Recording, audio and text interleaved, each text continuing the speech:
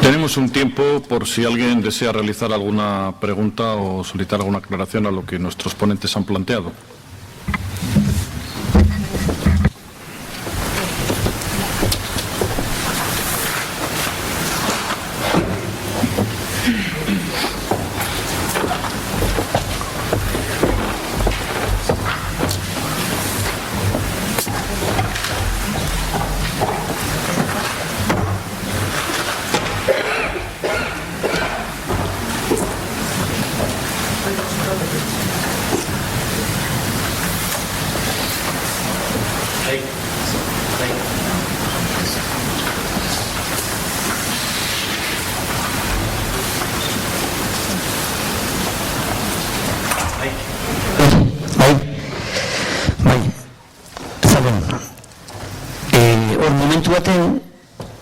Pasatu duzu gai bat, oso interesantia, baina ez diozu importantzia eman, non eta agertzen da ante riesgo grave eminente.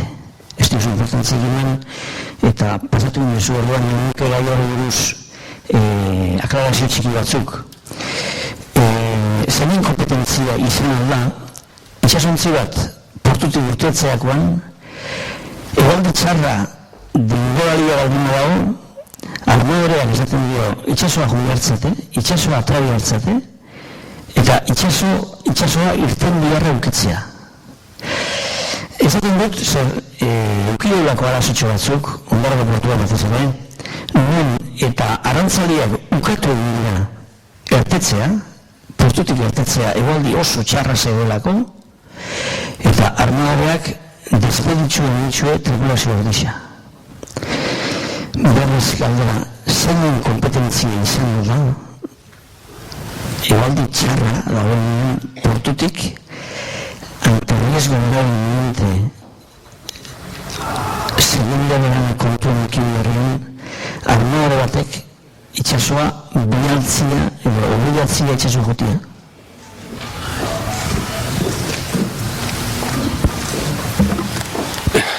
Bai, seguridaden ez dakin nun zineten, ez dauket bizta oso ona, nuntzea, zenek egin du, gaixo atzaleon. Bai, bueno, prebentzioen asken ardura, enpresarioak du, armadoreak du. Baina, gauzek egin behar ditu baita ere langileen oniritziarekin. Itxasoan, armadorek, itxasoan dago beste faktore bat, hor, arrantza, bajura mintzat egiten da, lana egiten da, ez soldata batekin, baizik eta partera, ez da, segun zenbat arrantzatzen duten, parte bat armadorentzako, beste bat arrantzale guztintzako, hori da beste faktore bat, beste sektoretan ez dagoena. Eta patroiak du agintea, baloratzeko eta erabakik hartzeko noiz atera itxasora. Baina, kontuan izan barko luke baitare, bere langilek, bukeko langilek, vaporeko langilek, esaten diotena, igual esaten dute, joaizu, oso gaizki da. Baina, eta konflikto bat sortzen balima da, momentu horretan nik ustet, aholku bezala, arrantzaleen konbenio baten, laneko kondizion konbenio baten, egoera hori araututa egon beharko luke, ze momentu horretan konflikto bat sortzen balima da, gero, ja administrazioaren gana jun behar da, erantzun bat lortzeko ez da, baina ja egoera momentu horretan, igual, aterako die, arrantzara arriskoan jarrita, o igual ez da arriskutsue, edo ondorio laboralak izango ditu. Eta gero ja administrazioak ja egoera pasata gero erantzungo du inspekzioak, o lan ordezkaritzak. Baina nik ustet hobena izango zela konbenio bat izan, konbenio bat sinatu kofradiak, armadorek, arrantzalek, eta hor kontutan izan egoera horretan zer egin. Ez dakit erantzun dizudan, azken finen, ardura da patroiena, armadorena, langileen iritzia jaso behar du, eta gero, konflikto balima dago, administrazioaren ganaju behar dute, hoi erantzun bat jasotzeko, arbitratzeko. Baina nik uste hor, konbenio horretan, sektoreko konbenio horretan, olako gauzek arautu beharko liratekela. Bai, de hecho, arauta dago. Riesgo grave inminente baldin dago, arauta dago. Tema da ez dela errespetatzen egoera hori. Kamino bat egoera txarrien dagoen itxitzen da. Batematek ematen du ordena edo agiri hori kamino bat itxitzeko. Aeroportu bat kondizio txarra baldin dauka igualdizak eta bar, itxitzen da. Portu bat zertxik ez da itxitzen, ikusitzea, itxasontzi bat, itxaso hartzen behar dola, hain baldintza txarrak jasan behar esan genien. Bai, guain ez dugu topatuko soluzioa. Ederaz erantzungo dizut, ya que Fran etorri dan Sevillatik. Bueno, ha preguntado, no sé, Fran ha preguntado cuando en mala mar, cuando ante una mala mar el patrón decide salir a pescar en contra de la opinión de los marineros, que ahí hay un conflicto y cómo se resuelve ese conflicto. Bai, ¿está? Es patrulla armadorea. Armadorea. Sí, el armador, barkatu. Para pescar en una situación de mala mar y en contra de la opinión de los marineros. Esa es la cuestión que estamos aquí debatiendo. Sí, la verdad, sí, perdona, ¿quién es el órgano competente para que cuando hay un riesgo grave inminente para salir a nadar, perdona, se debe prohibir el salir en ese puerto? Bueno, la verdad que es una pregunta interesante y realmente cuando te pones a analizar los accidentes, entre las causas que contribuyen a algunos de ellos está pues la no valoración de una forma correcta del impacto que pueden tener las condiciones climatológicas o el estado de la mar en la seguridad de los trabajadores. Esto se cita en varios de los accidentes que ha investigado la Comisión de Investigación de Accidentes y sí que es un tema que incita a la reflexión, ¿no? Es verdad que aquí, claro, es un tema muy subjetivo, o sea, aquí no hay una objetividad muy clara, ¿no? Entonces, claro, ¿y esto cómo se trata? Claro, ¿existe riesgo grave inminente? Pues en este caso se podría decir que sí, pero debería de haber unos criterios que establezcan qué se considera por riesgo grave e inminente. Claro, porque entendemos por riesgo grave e inminente el hecho de que, bueno, pues exista un problema en la mar, el barco se está hundiendo, pero claro, estamos hablando de una actividad en la que el tema de riesgo grave e inminente significa a veces ponerse en otro riesgo mucho mayor del que estamos huyendo, por ejemplo, ¿no? Pero claro, usted habla del tema de salir a la mar.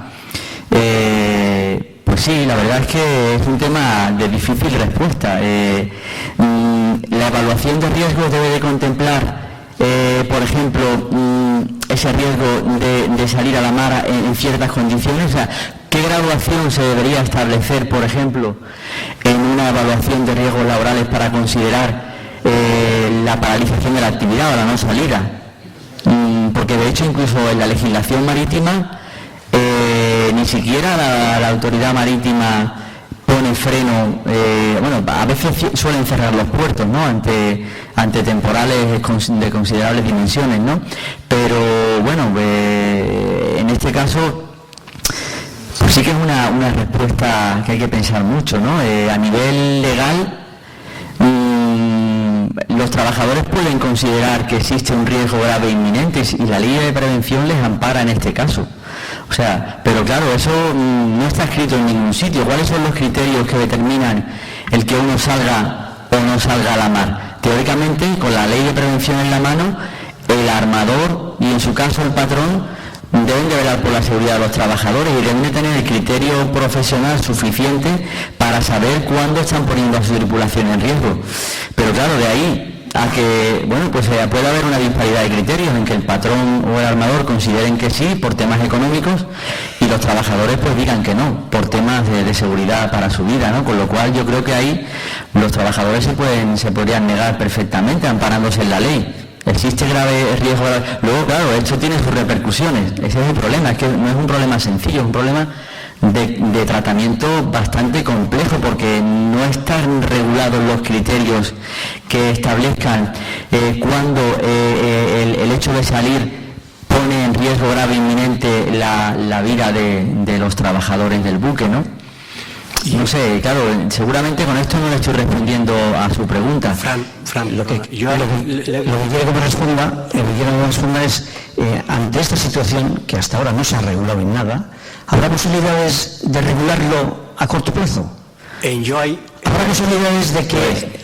¿Habrá posibilidades de que los marineros puedan decir con autoridad, por decir de alguna manera, no vamos a salir al mar, porque corremos un riesgo grave inminente? Y me baso en que ¿qué criterios hay para cerrar una carretera?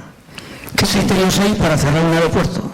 Entonces, nos basamos en circunstancias de esas para ver si es posible legislar la salida a la mar con el tiempo. Yo ahí, en la respuesta que le he dado, he hecho una referencia a un convenio, a la posibilidad de desarrollar un convenio de los trabajos del sector pesquero, porque un convenio sí que existe. Existe de no sé de qué años, del 70 y pico, de inicios del 70. Sí, bueno, existen convenios internacionales, pero claro, aquí, te refieres a nivel local, aquí del País Vasco, sí. Y entonces, bueno, es un instrumento que está aprobado por los actores del sector pesquero y arrinconado. Es decir, es verdad que la ley ampara al trabajador a la hora, pero siempre surgirá un conflicto. Y entonces, ¿por qué no pensar entre los actores del propio sector esta contingencia? Hay un convenio, pues renúvase, que se renueve y que se contemple todas estas situaciones, en el que se implicaría los armadores y los propios trabajadores que van a la parte. Con un criterio, bueno, pues yo por lo menos como técnico de prevención les diría que tuviesen en cuenta la cuestión de los riesgos laborales que acarrea cualquier decisión que se tome ahí, ¿no? Claro, pero eso a nivel de negociación colectiva debe estar tasado en ese convenio. ¿Y eso está tasado en el convenio al que hace referencia? ¿Cuáles son los criterios? ¿Qué fuerza del viento, qué altura de ola hacen que tomemos una decisión de salir o no salir? Yo no creo que eso sea tan fácil y no sé si el convenio al que te refieres tasa eso de una manera objetiva. Pues claro, es que las condiciones no son tan evidentes, ¿no? No sé, Miguel.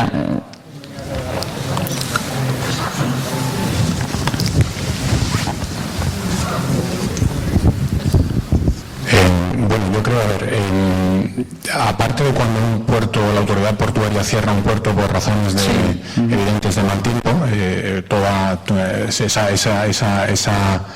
orden, el incumplimiento de esa orden conlleva pues las sanciones pertinentes. Yo creo que la autoridad marítima es, si bien es cierto que no hay unos criterios fijados en ninguna norma, es la autoridad marítima la que en el ejercicio de su mejor juicio profesional puede decretar el cierre o la prohibición de navegación a los buques. Entiendo. En cualquier caso, sin perjuicio de esto, en una diapositiva han puesto que los delegados de prevención ante un riesgo grave inminente pueden denunciar eso. Pero eso es otra cosa. Si no existe la prohibición de la autoridad marítima en lo que se refiere a la navegación, yo creo que si el armador obliga a que el barco salga a la mar, los trabajadores entiendo que se ven obligados a cumplir eso, sin perjuicio que si ven conculcados sus derechos, puedan dirimirlo ante el órgano jurisdiccional competente. Entiendo, Para mí, delegado de prevención del sector de ese buque puede pedir una suspensión de la actividad, es decir, no salir, y luego será la autoridad competente la que le llame al armador o al patrón y le diga, ¿qué justifica usted para salir? Y la otra parte, ¿qué justifica para no salir? Y es el que levanta la suspensión o decide mantenerla hasta que mejore la situación, por ejemplo, en una situación de Málaga. Eso es el riesgo grave inminente y es igual para cualquiera. Ocurre lo mismo en el metal, aquí lo mismo, un trabajador, un delegado de prevención puede decir que no hace esa actividad porque pone a unos trabajadores en peligro grave e inminente. Bueno, pero en cualquier... Que la ley, si lo han puesto, lo habéis puesto en la diapositiva, la ley no dice que es grave e inminente.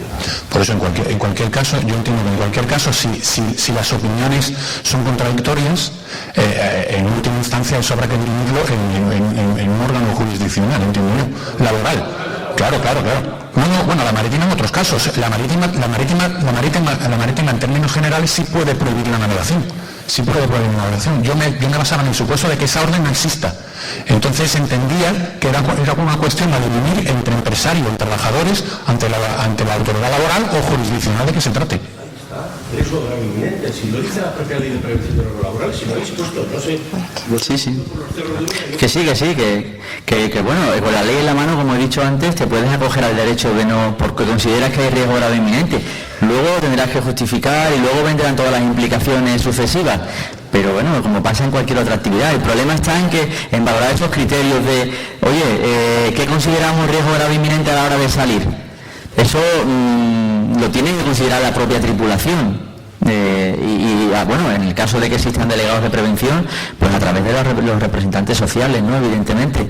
Pero bueno, el problema está también en tasar eso, ¿no? Que eso no es de difícil tasación, de fácil tasación, ¿no? Sí, eso es otro problema, pero efectivamente con la ley en la mano yo puedo decidir no salgo, porque considero que en base a, bueno, pues te puede decir que en base a este tipo de accidentes, bueno, en base a este número de accidentes que han ocurrido con estas condiciones, a mí podría pasar lo mismo.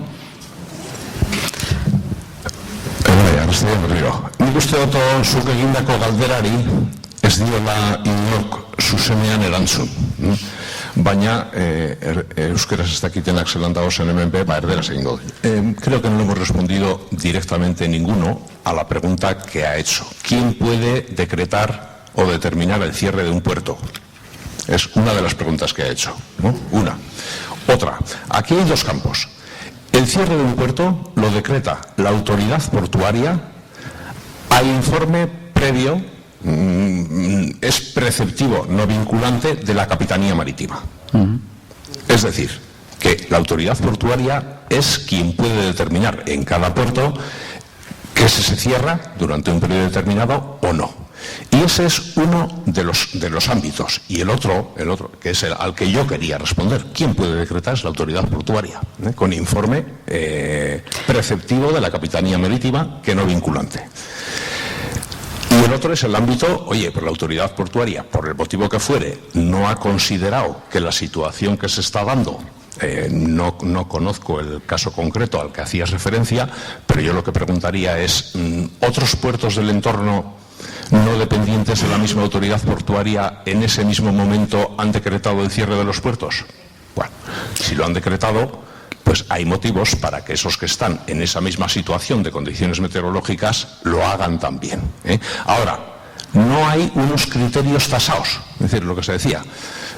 ¿Cuál es la situación de peligro inminente? ¿Una altura de ola significante superior a 8 metros? ¿A 10 metros? Vientos de 180... No está establecido. Y eso queda un poco al arbitrio de cada autoridad.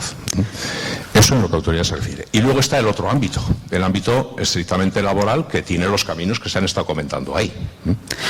Claro, pero usted habla en primera instancia de un cierre del puerto de oficio, o sea, de oficio y con criterios para todo el mundo, o sea, barcos mercantes, pesqueros, etc. El cierre es cierre para, claro, es para toda entrada y salida. Claro, pero lo que usted dice también a continuación es verdad que luego cada caso es muy particular, porque el hecho de salir o no salir pues va a depender también, por ejemplo, del tipo de buque, de la eslora, de muchos factores, ¿no?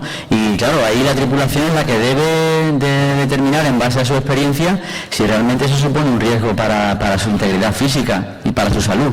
Yo no sé, y ahí te acogen a la ley y ya está, luego tendrá sus consecuencias, pero bueno, esto, como usted dice, no está tasado en ningún sitio, depende un poco de la propia empresa y de sus trabajadores, ¿no? De lo que ellos consideren como peligroso. O sea que... Bueno, parece claro que tenemos deberes Estas reuniones tienen esas consecuencias, ¿no? Quedan siempre cuestiones por aclarar. Hola. ¿Alguien más? Sí, oye, mira, bueno, yo soy Santiago Delgado, jefe de servicio de la Capitanía Marítima, y quisiera, ampliar un poco el comentario que ha hecho Juanjo, básicamente con relación a las competencias del cierre o no cierre de los puertos. La normativa aplicable es el Real Decreto Ley 2/2011 y existe un artículo en el cual habla de la situación en caso de riesgo de cierre de los puertos. El mismo, de acuerdo como ha comentado Juanjo, se produce bien a instancia de la propia autoridad portuaria o bien a requerimiento de la Capitanía Marítima, sin que sea vinculante. La autoridad portuaria es la que procede al cierre del mismo. La situación concreta que se plantea en la práctica habitual es que no existen unos límites determinados en cuanto al cierre de los puertos, porque los buques son muy diversos, de diferentes tamaños, diferentes calados, diferentes esloras. Entonces, lo que sí existe es que para determinado tipo de buques, debido a sus condiciones de maniobrabilidad y en función de determinado tipo de variables meteorológicas, se decide por parte de los prácticos prohibirles la entrada en puerto hasta que las condiciones meteorológicas no mejoren. Ahora bien, en los puertos autonómicos, que eminentemente o prácticamente casi todos son su principal actividad la pesca, nos encontramos con un variopinto modelo de buques de diferentes esloras, tamaños, potencias, etcétera, etcétera. Entonces, la cuestión que se plantea en caso de situación de mal tiempo es que no existen unos límites preestablecidos, porque cada barco es un mundo. Entonces, podemos estar cerrando en base a unos criterios un puerto para un determinado tipo de esloras o calaos, y sin embargo puede ser fácilmente permisible que otro tipo de buques puedan entrar. Entonces, la práctica habitual es no cerrar el puerto salvo condiciones muy límites establecidas. Ahora bien, respondiendo un poco a la pregunta que hacía Leo, yo creo que él lo que pretende, o por lo menos así lo he entendido, es que la situación que se puede plantear en un barco que sale de puerto y que el armador, teniendo conocimiento expreso de que existe un riesgo inminente de un gran temporal, ¿por qué se le deja salir de puerto? Bien, voy a intentar responder, no sé si de una forma un poco lógica a la pregunta que él hace. Vamos a ver, por analogía, por ejemplo, los barcos mercantes tienen que tener un sistema de gestión de seguridad, y dentro de la política de las empresas está establecido sobre todo la prevalencia del cumplimiento de las condiciones de seguridad y prevención de la contaminación de los buques. En sus sistemas de calidad, ese objetivo, esa política se debe aplicar a rajatabla, e incluso en condiciones límites el capitán tiene lo que se llama el Master Overriding Authority, que le permite desviarse de su sistema de gestión y aplicar o tomar las decisiones que considere pertinentes de cara a salvaguardar la vida y la seguridad del buque y de los tripulantes y preservar la contaminación en el mar. Es cierto que esto no existe en la pesca, pero sin embargo el patrón del barco siempre es el responsable. Y entonces, volviendo un poco a lo que estaba comentando, que le he entendido que Leo estaba planteando con relación a que un buque que sale de la mar, nos encontramos que en situaciones de mal tiempo a veces es mucho mejor que un barco salga de puerto y abandone el puerto y capee, que no que esté dentro de puerto aguantando el temporal, rompiendo estachas y en unas situaciones muy inestables de seguridad. Otro tema que hay que contemplar también en este asunto es otra esfera. Si el hecho de que un armador decida que un buque salga a la mar en condiciones previsibles de muy mal tiempo, si les obliga además a trabajar en cubierta, eso sería otra esfera que habría que analizar más profundamente, y que en principio el que un buque salga de puerto porque hay mala mar o porque hay previsible mal tiempo, pues habría que evaluarlo, y el patrón tendría que decidir cuál sería los límites preestablecidos para que ese buque saliera de puerto. Y evidentemente, si las condiciones son muy adversas, lo que a nadie se le debiera ocurrir es ponerse a trabajar en cubierta. Ahora bien, conocemos cómo es el sector de la pesca, que trabajan a la parte y que si no pescan no ganan, y es la pesquería que se muerde la cola. Entonces, lo que tiene que prevalecer siempre, en todo momento, es la seguridad del buque y de los tripulantes. Y si no se cumple, evidentemente los tripulantes tienen las vías y los cauces reglamentarios pues para interponer la denuncia ante el órgano competente y procederá, si es pertinente, pues a paralizar la salida o la actividad del barco.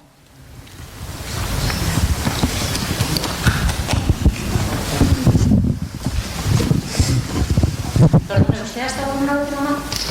Mi pregunta. ¿Ha estado usted alguna vez en la mar? Sí. ¿Dónde? Sí, pues parece que no. Si es preferible que el barco que esté en puerto rompiendo estachas a que los marineros se pierdan, no sé yo qué prevalece más, si un barco o prevalece la vida de los 17 marineros que van. No entiendo, no. Lo que ha dicho es correcto, porque en condiciones de muy mala mar, por ejemplo, un mercante en Bermeo, si viene, él estaba haciendo referencia a que hay circunstancias itxirazu mesedez hitz egiten, amaituko dut eta gero esango dosuna. Badagoz kasuek, non itsasontziek seguruago dagoz itsasoan portuan baino. Seguruago dagoz. Eta egualdi txarra datorrenean, edo portu osora, zenbat aldiz etorri dire Bermeoko itsasontziak Bilboko portura, Bermeon portua egon da. Nire bider. Eta Bermeon bertan itsaso oso txarra badator, merkanteak kanpora bialtzen dira. Ze bertan, haustu aldira. Eta portu eustu alduri. Hori horretan... Bai.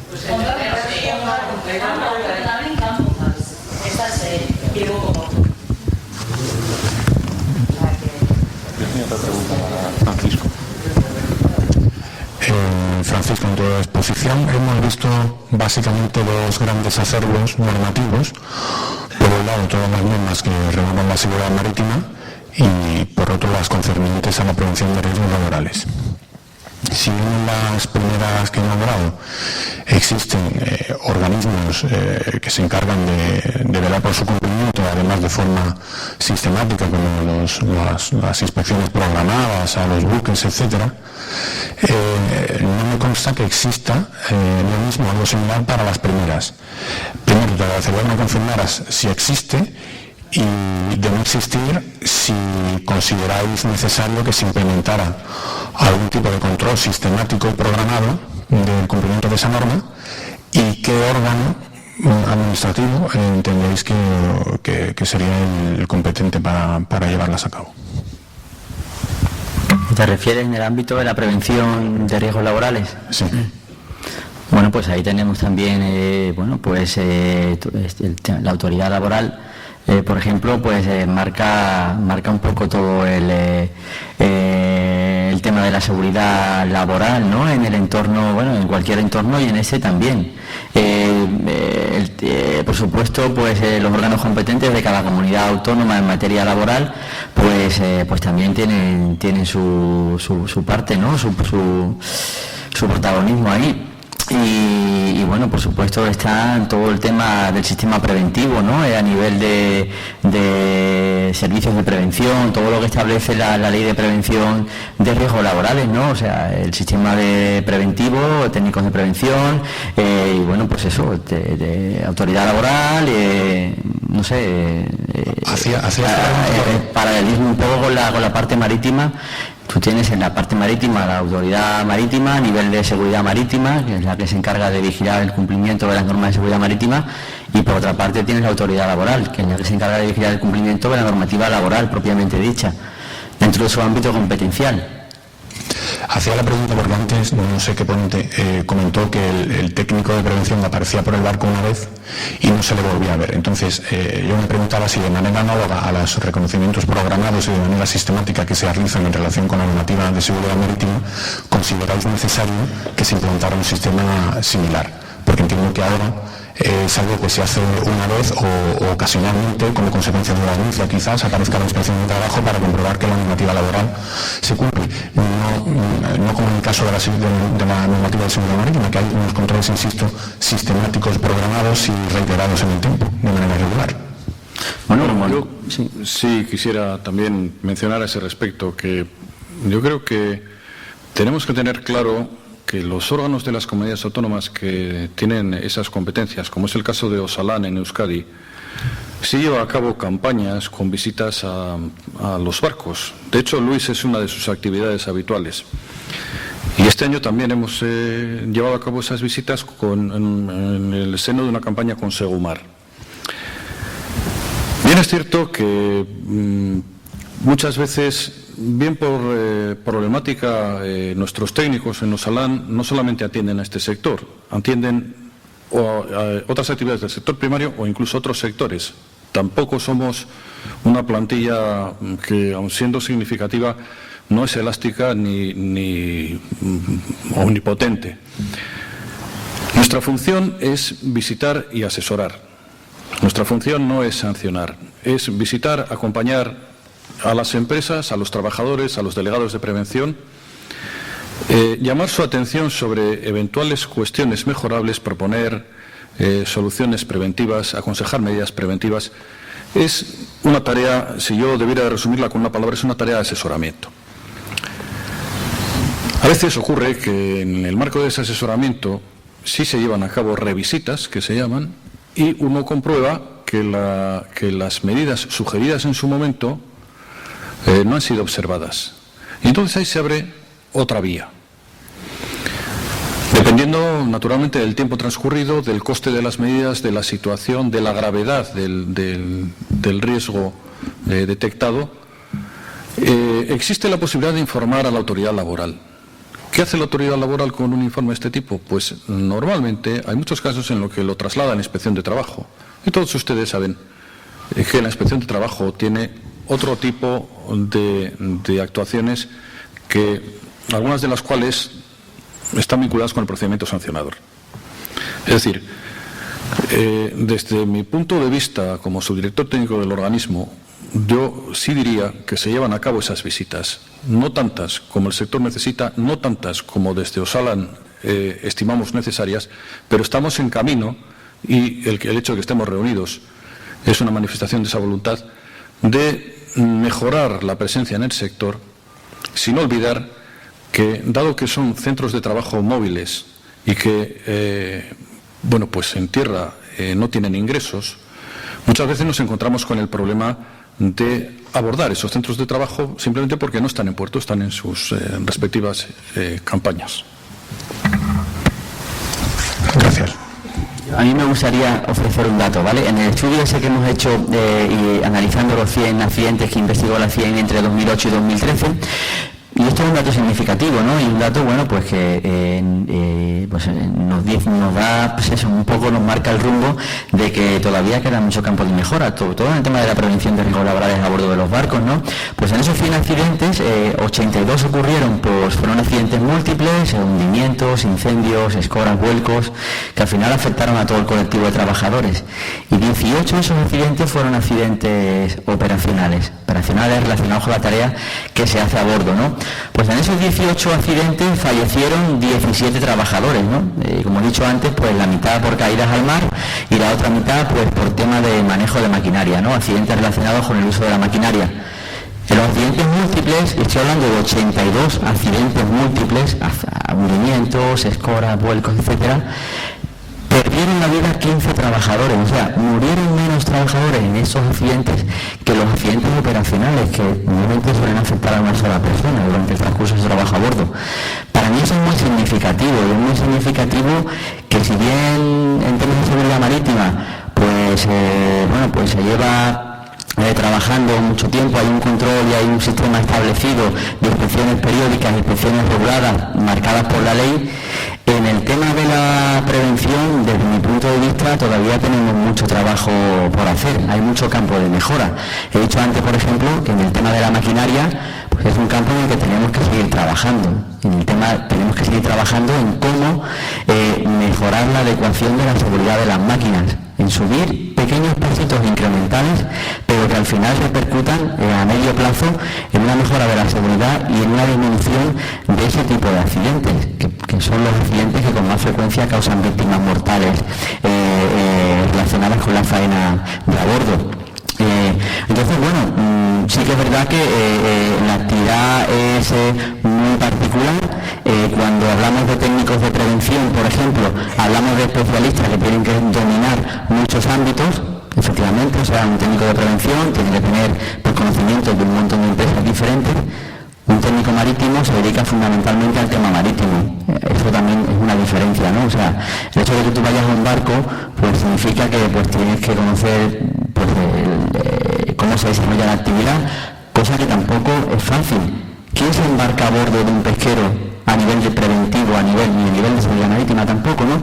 Para ir a ver cómo se desarrolla el trabajo y para hacer una evaluación, seamos realistas, ¿no? Para hacer una evaluación de riesgos de la tarea. No lo hace nadie. Y bueno, no lo hace nadie porque, bueno, tampoco es sencillo. ¿Cuánto costaría eso, no? Entonces, oye, hay mucho campo de mejora en el tema preventivo. Y, bueno, por supuesto también en el tema de control por parte de la autoridad laboral, pues seguramente también hay campo de mejora. Porque, bueno, también tengo que decir que la autoridad marítima o los inspectores de seguridad marítima se dedican exclusivamente a los barcos. Porque en el tema de la autoridad laboral o los órganos competentes de la comunidad autónoma, los técnicos se dedican a los barcos, a la agricultura, a la industria, a la construcción y a un montón de ámbitos, con lo cual eso también es un factor, desde mi punto de vista, que incide en que la prevención o la integración de la prevención en la pesca no esté tan desarrollada a lo mejor como la integración de la seguridad marítima. O sea, es muy significativo que en 82 naufragios hayan muerto 15 personas y en 18 accidentes operacionales han muerto 17, salvando el año pasado, que fue un poco en tema de accidentes marítimos pues muy negativo, pero a mí eso me dice mucho, me dice que en el campo de la prevención pues hay que trabajar más y tiene que trabajar más gente. Hay muy poca gente trabajando en el tema de la prevención en la pesca. Es un sector difícil, complicado, con unas características muy particulares, al que no se puede visitar en el transcurso de su trabajo, y todos estos factores son los que hacen que al final la accidentabilidad pues sea mucho mayor, independientemente de que también el nivel de riesgo es muy variable. O sea, el nivel de riesgo, los buques que faenan aquí en el grupo Cano, Cantábrico Noroeste, pues no va a ser el mismo que el de los barcos que navegan en el Mediterráneo, y al final, pues oye, la climatología y el estado de la mar inciden mucho también en que, pues porque haya más accidentes o que la probabilidad sea mayor, ¿no? Es algo muy complejo y todos lo sabemos. Y al final, pues como dice la OIT, esto es una de las actividades más peligrosas y estamos viendo aquí por la cantidad de preguntas que surgen que más desafíos plantean. Y al final aquí, pues todos tenemos una responsabilidad, tanto por parte de las administraciones como por parte del propio sector. Uno de los desafíos, por ejemplo, que yo plantearía es ¿cuántos armadores o patrones hay en este curso? O sea, para mí eso, y ocurre aquí, y ocurre en Andalucía, y ocurre en Valencia, y cuando se plantean actividades de este tipo, pues prácticamente la presencia del sector es mínima.